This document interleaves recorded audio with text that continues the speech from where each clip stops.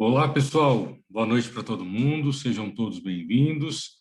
Vamos à nossa segunda aula da primeira semana de aula que nós temos, primeira semana de encontro nosso.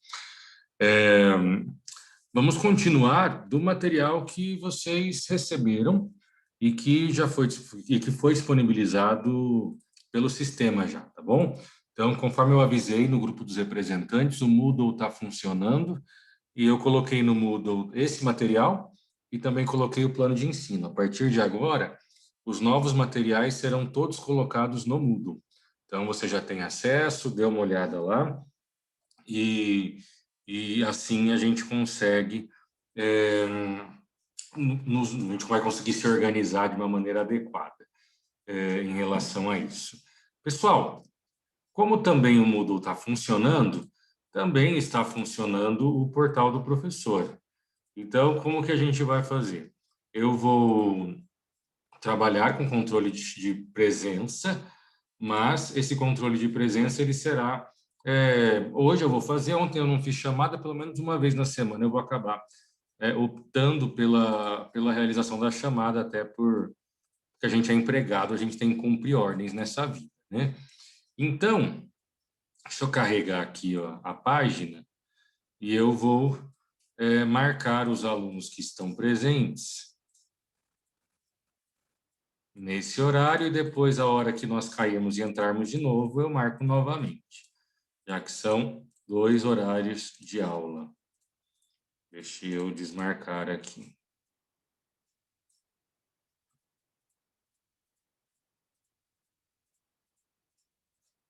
Você sabe que não é uma grande preocupação minha, mas a gente tem que fazer isso de vez em quando para evitarmos maiores problemas. Então, deixe-me ver aqui pelos participantes. Qualquer coisa, alguém se manifesta. A Pietra não está aqui, né? Que ela aparece primeiro aqui para mim.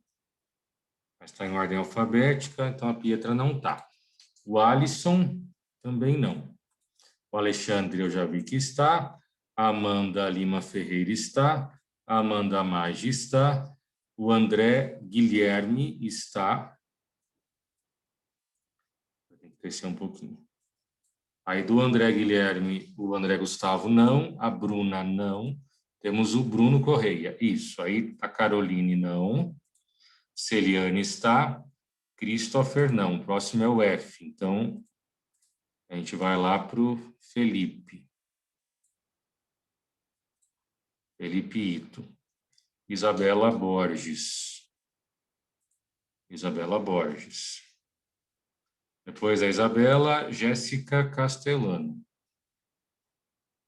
Jéssica Castellano. Depois, Letícia. Tirar Jonathan, Juliano, Letícia. Depois da Letícia já vem o Lucas Oliveira. De presente, né? Então, lá Luana não está. Lucas Gabriel não, é o Lucas Oliveira e o Lucas Esperandil.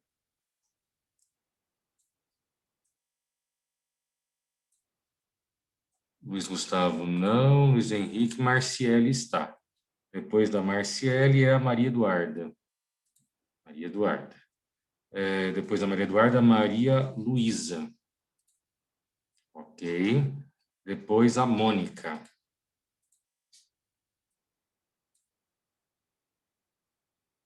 Matheus. Estou aqui, professor.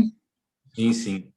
Estou acompanhando aqui pelos nomes dos participantes. A Mônica está. A Raquel também está. E o Wellington. É o último que se faz presente até o momento. Enquanto eu estava fazendo a chamada, entrou mais alguém? Porque eram 18, agora está constando 19. Mas eu acho que eu coloquei todo mundo. Mano, André Guilherme Alexandre, Bruno Celiano, Felipe, Isabela, Jéssica, Lucas, Marciele, Maria, não, está tudo certo. Então, depois no segundo horário, eu faço novamente essa verificação.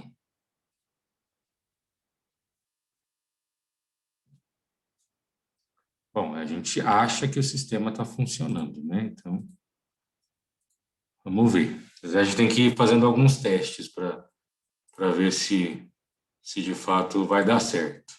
Mas vamos então à continuidade do nosso conteúdo, né?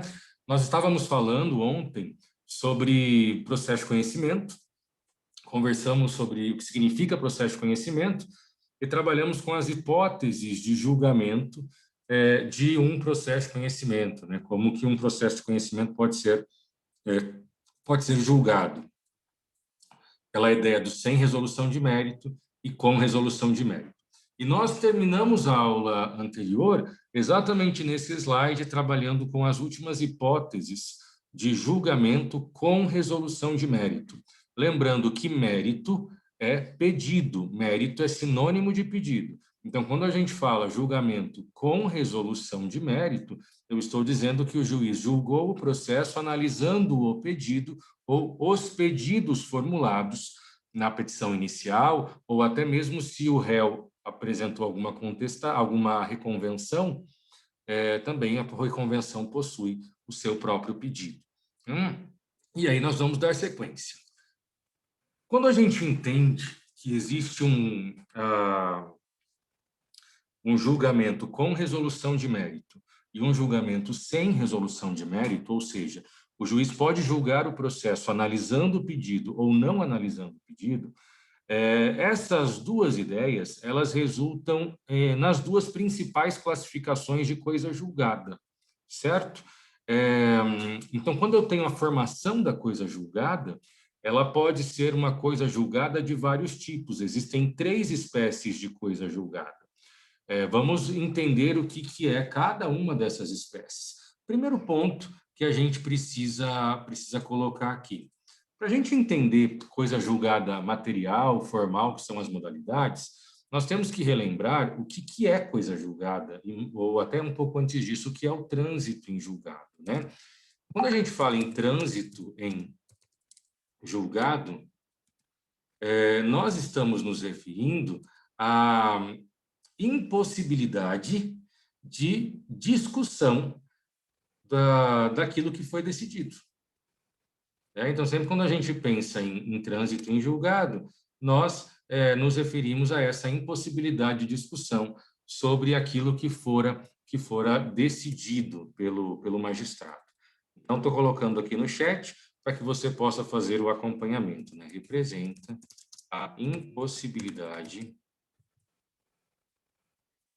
de questionar o que foi decidido.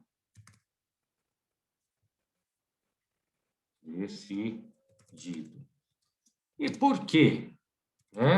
Por que não há mais possibilidade de questionamento? Coloquei aqui para você no chat a pergunta. Por que a gente chega em um ponto em que não há mais possibilidade de questionamento? Por 2 motivos. Nós chegamos em uma situação de não conseguir mais questionar, ou porque perdeu-se o prazo para recorrer. Então, nós temos decisões que são questionáveis mediante recurso e temos pronunciamentos judiciais que não são questionáveis mediante recurso. O que vai transitar em julgado somente são aqueles pronunciamentos questionáveis mediante recurso. E você já sabe que toda vez que eu tenho uma decisão recorrível, ou seja, que possa ser objeto de recurso, existe um prazo para eu recorrer. O meu direito de recorrer daquela decisão não dura para sempre. Então, é algo importante que nós precisamos compreender efetivamente. Então, se eu tenho regra geral de recurso, 15 dias para recorrer, fui intimado da decisão, a partir do dia seguinte, próximo dia útil seguinte, abre-se prazo para recorrer. Passaram-se os 15 dias e eu não recorri. Não recorro mais, transitou em julgado, né? Então, a primeira hipótese, né, de impossibilidade de questionamento é porque eu perdi o prazo para recorrer.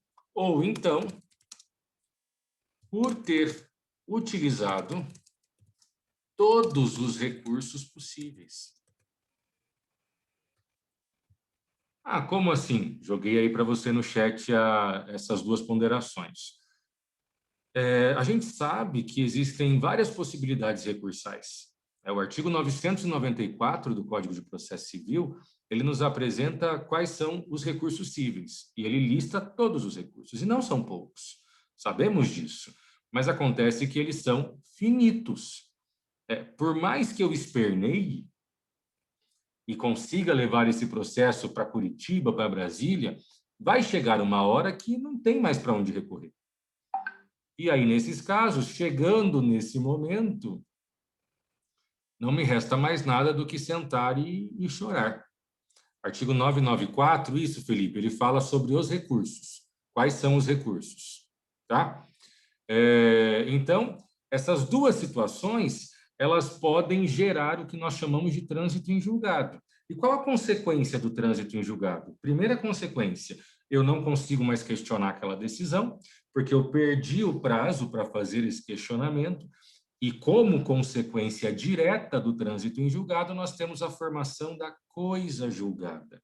Então, a gente vai notar aqui que a coisa julgada é fruto do trânsito em julgado. Olha que coisa linda. Então, nós temos o trânsito em julgado e, como desdobramento do trânsito em julgado, de maneira automática e imediata, a coisa julgada é formada. Tá? Por isso que muita gente vai dizer que coisa julgada e trânsito em julgado é a mesma coisa. E isso não estaria errado. Eu poderia até falar que coisa julgada e trânsito em julgado são sinônimos. Mas, se nós formos ser bem técnicos mesmo, primeiro transita em julgado, que é quando passa esse prazo. E aí, como consequência imediata, e em seguida, né, nós temos a formação da coisa julgada. Então, eles acontecem em momentos seguintes, extremamente rápido, mas dá para a gente diferenciar trânsito em julgado da coisa julgada. Mas um está totalmente relacionado ao outro, tá? Professor, o processo, quando ele está, enquanto ele estiver em fase de cumprimento de sentença, ele não vai transitar em julgado. Na verdade, Maria, o fato dele estar em cumprimento de sentença é justamente porque transitou em julgado, a não ser que seja cumprimento provisório de sentença. Como que é isso? Para que você entenda. Enquanto não transitar em julgado, é porque eu não tenho uma decisão definitiva ainda. Não tenho ainda uma decisão definitiva. Então, nós não temos ainda a certeza de que a parte será condenada ou não, isso ainda está sendo discutido. Quando transita em julgado e forma a coisa julgada, isso vai gerar a certeza, porque daí eu não vou conseguir mais discutir a decisão do juiz. E é isso que permite o cumprimento de sentença. Então, quando eu penso em cumprimento de sentença por completo, ele acontece depois da formação da coisa julgada, porque aí nós estamos diante de uma certeza que foi produzida no processo. Certeza essa objeto da decisão do juiz e certeza essa que não foi modificada por um questionamento ou que não foi objeto de recurso. Então, é como se a parte tivesse aceitado a outra parte. Aí a gente tem essa possibilidade do cumprimento de sentença. Mas é importante, Maria e demais, fazermos uma ressalva. Quando a gente estudou recursos, o ano passado, eu comentei sobre os efeitos do recebimento dos recursos, e eu falei do efeito suspensivo e devolutivo. Existem situações em que eu estou recorrendo, ok? Ou seja, enquanto eu estou recorrendo, não existe trânsito em julgado. Enquanto eu estou recorrendo, não tem coisa julgada. Mas, ainda assim, eu vou poder ingressar com cumprimento de sentença. Quais seriam esses casos? Quando o recurso não tiver efeito suspensivo. Porque o que o efeito suspensivo faz? A gente viu ano passado. Ele suspende a execução da sentença, né? Ele suspende essa fase do cumprimento de sentença. Se o recurso tiver só efeito devolutivo, a pessoa vai conseguir pedir o cumprimento de sentença mesmo sem o trânsito em julgado. Então, se eu fosse responder, Maria Luísa, a sua pergunta de uma maneira super ampla, então se tem cumprimento de sentença, não tem coisa julgada? É aquela resposta mais idiota possível do direito, né? Depende. Eu posso ter cumprimento de sentença sem coisa julgada E aí a gente vai chamar de cumprimento provisório. Por que provisório? Porque nessas multiplicidades recursais, né, eu posso ter uma decisão e um recurso que mude tudo. E aí vai atingir o meu cumprimento provisório, né? Mas o que mais nós vemos é cumprimento definitivo de sentença. E esse cumprimento definitivo, ele só acontece se existir trânsito em julgado, se existir a coisa julgada, que é onde estará colocado, né, depositado essa certeza. Entendeu, Maria Luísa?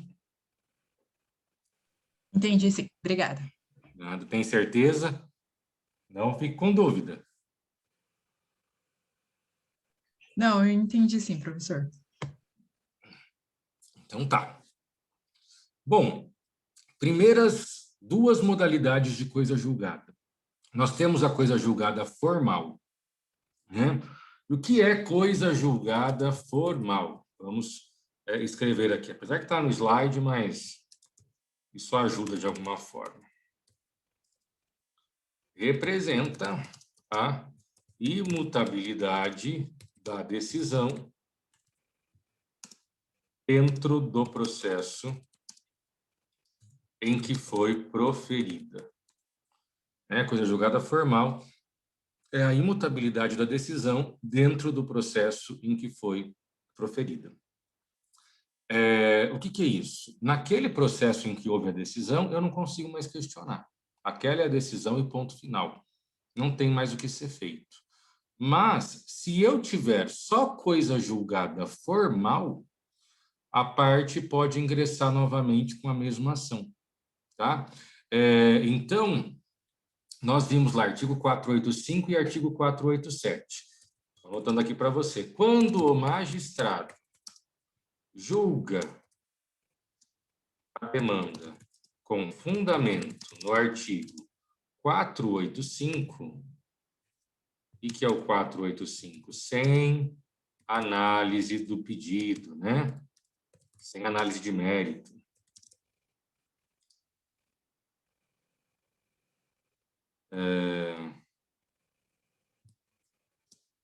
O que será formada é a coisa julgada formal. As hipóteses do 485, que é quando o juiz não analisa o pedido, elas produzem coisa julgada formal. Lembra que ontem eu comentei, dei vários exemplos para vocês? O processo foi extinto, foi arquivado porque a petição inicial estava errada. Preencheu o polo ativo e passivo errado, até dei o exemplo do condomínio e tal. O que o juiz faz? Ele extingue o processo com base no 485. Se eu não recorro, transita em julgado. Formou coisa julgada formal. Por que formal? Porque foi uma decisão fundamentada no artigo 485. Não se analisou o pedido, não analisou o mérito. Uma dica, né, para você identificar lendo a decisão se é formal, né? Quando eu tenho uma decisão pelo 485, a palavra que o juiz usa normalmente é julgo extinto o processo. E só usa isso de palavra. E aí ele vai falar julgo extinto com fundamento no artigo 485. Você viu que é o 485? Se formar coisa julgada, porque a parte pode recorrer, é coisa julgada formal. Então, se não tem análise de mérito, se não tem análise do pedido, a coisa julgada formada, ela é formal. Eu não consigo mais questionar aquela decisão naquele processo, mas a parte pode, imediatamente após o arquivamento, ingressar com uma nova ação, arrumando, claro, o vício, né, arrumando aquele problema verificado, e entra de novo, exatamente com o mesmo processo. Porque a imutabilidade é só dentro do processo em que a decisão foi proferida. Ok? Aguardo respostas. Tudo bem? Coisa julgada formal?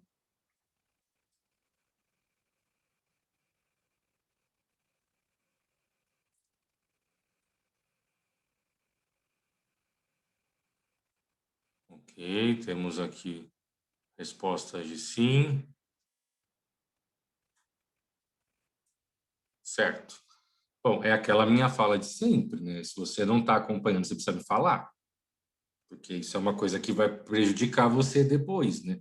Então, é muito importante que você me diga se estiver um pouco confuso, se estiver indo rápido, me avise, tá? Não fique com receio.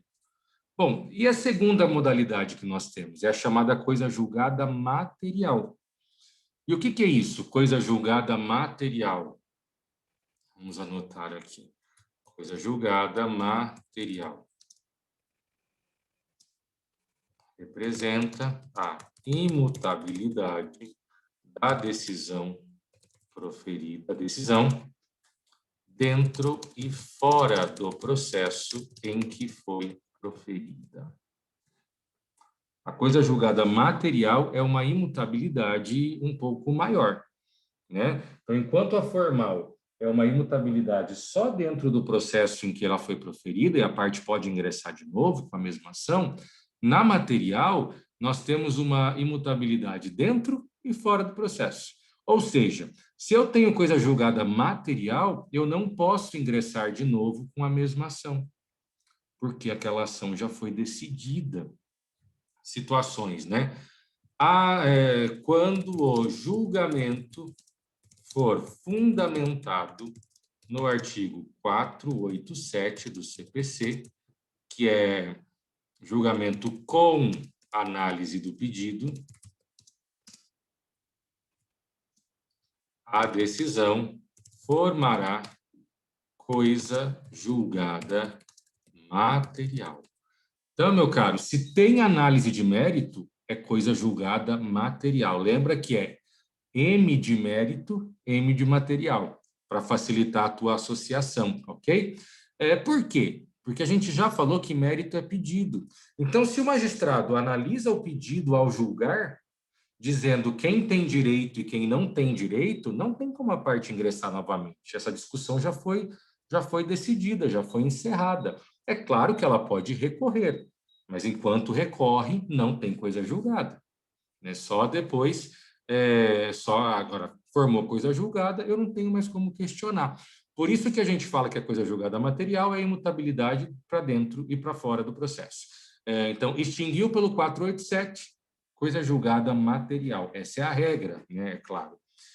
Dica. Normalmente, qual palavra o magistrado usa para identificar que é uma decisão que pode se transformar em uma coisa julgada material?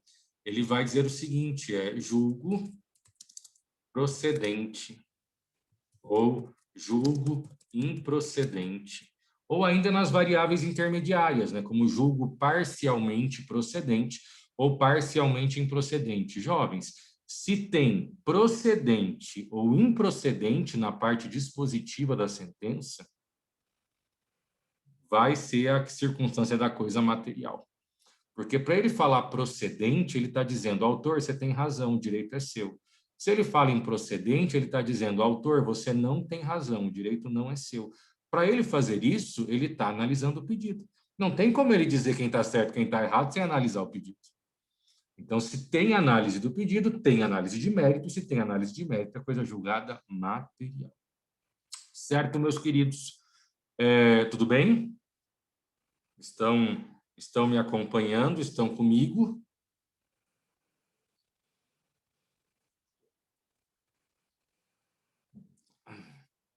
Isso mesmo. Muito bem. Aí, eu preciso que você se lembre das aulas iniciais do ano passado, sobre recursos, porque nós dissemos o seguinte, quando a gente tem uma decisão judicial, né, existem dois tipos de meios para questionar uma decisão judicial. Nós temos duas formas de questionar uma decisão judicial. Ou nós questionamos por recursos, ou nós questionamos pelas ações autônomas de impugnação. Então, existem duas maneiras de questionar decisões judiciais, né? Então, ou nós temos os recursos, ou nós temos as ações autônomas de impugnação. Essas são as duas formas de questionarmos decisões judiciais. Os mais utilizados e que nasceram para isso e têm ampla possibilidade, né, de realização, de concretização, são os recursos. E entre essas ações autônomas, e aí não é recurso, é ação autônoma mesmo, nós temos uma ação que se chama ação rescisória. Né? Lembra que a ação rescisória? A ação rescisória é uma ação prevista a partir do artigo 966 do CPC. Então, a partir do 966, nós temos ali a previsão da ação rescisória. E para que serve a ação rescisória? Né? Qual o objetivo da ação rescisória? Colocando aqui tudo anotadinho para você, que daí você consegue também organizar o seu caderno, não sei se você está anotando no computador, enfim.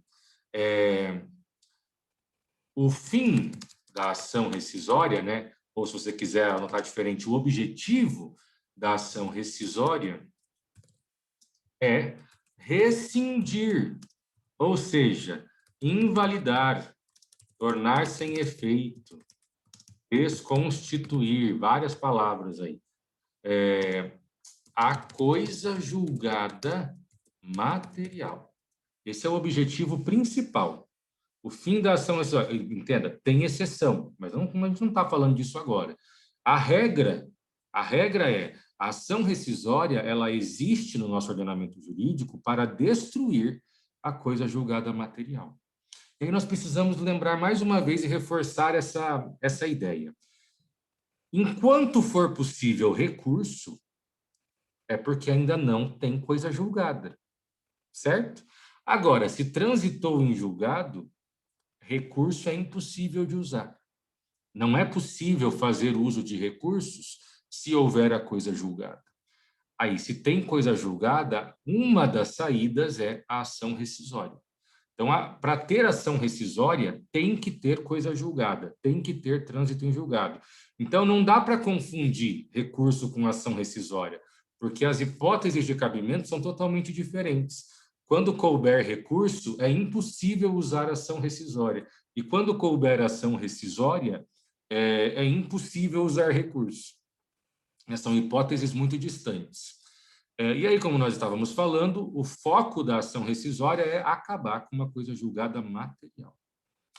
E aí a gente pensa o seguinte, nossa, relembrando a conversa do ano passado, mas é tenso, né? Como assim? Eu tenho uma coisa julgada material, imutabilidade para dentro e fora do processo, e aí vem uma ação e simplesmente invalida essa sentença transitada em julgado?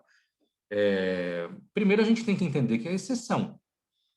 Poucas são as chances de uma rescisória, as hipóteses de cabimento de uma rescisória. Mas se nós abrirmos o artigo 966, fica muito claro o objetivo do legislador, porque ela é prevista em situações muito excepcionais em que jamais aquela decisão poderia produzir os efeitos. Porque, por exemplo, a primeira hipótese de rescisória, que é o 966, inciso 1, é se o juiz foi corrupto. Nós temos várias denúncias no judiciário de venda de sentenças. Então, se eu consigo demonstrar que o juiz ele foi pago para dar aquela sentença e aquilo me prejudicou, eu vou poder ingressar com uma ação rescisória. Porque, por mais que tenha havido coisa julgada material, ele tenha analisado o pedido, mas é inadmissível imaginarmos uma sentença vendida me ferrando, em uma circunstância em que flagrantemente eu tinha direito. Então, quando nós analisamos as chances de rescisória, todas elas repousam em questões muito graves, em que não podem ser admitidas. Aí por isso que a gente fala que são exceções, são circunstâncias excepcionais. Só que qual é o ponto, né, que nós também não podemos nos esquecer? Eu tenho prazo para ingressar com a rescisória. A rescisória, ela não dura para sempre. Tudo no direito é atingido por prazos, absolutamente tudo. E a rescisória não fica fora dessa situação. Então, o prazo para ingressar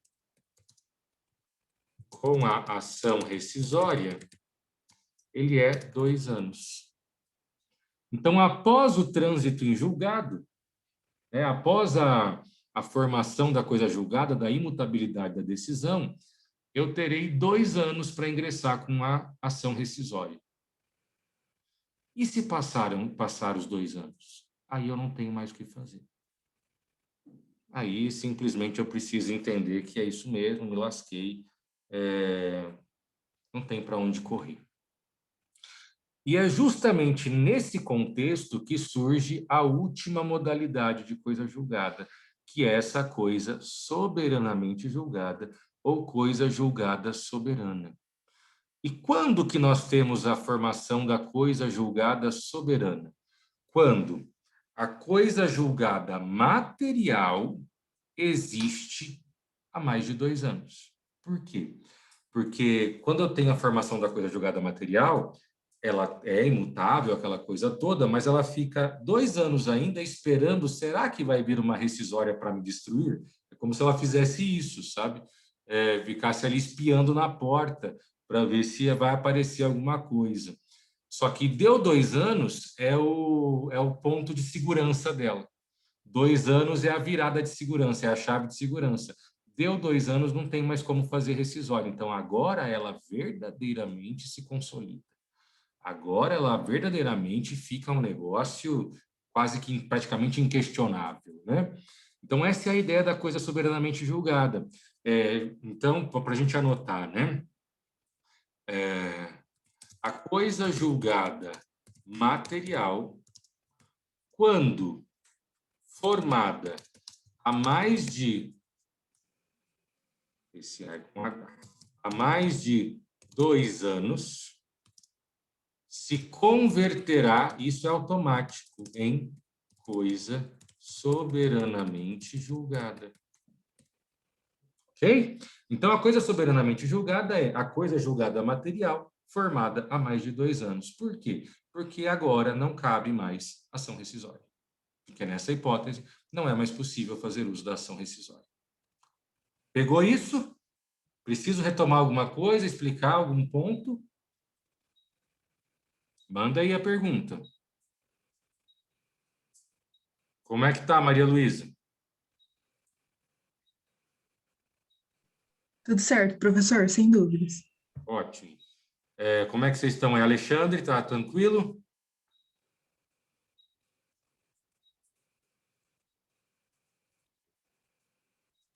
Aí agora, a hora que a gente descobre quem só entrou e sumiu, sabe? Alexandre, cadê você, criatura? Aí a pessoa liga e aí vai assistir um filminho. Não, professor, não estava conseguindo ler o microfone. Alguém avisou, né? Tô brincando. Não, ninguém avisou, não. Tá entendendo, criatura? Estou sim, professor. Então tá. Muito bem. Meus caros, eu vou interromper aqui, porque a gente está com 4 minutos, menos de 4 minutos, e eu vou ser derrubado logo. Daí a gente já retoma e a gente continua com um pouco mais de tempo, tá? Já voltamos.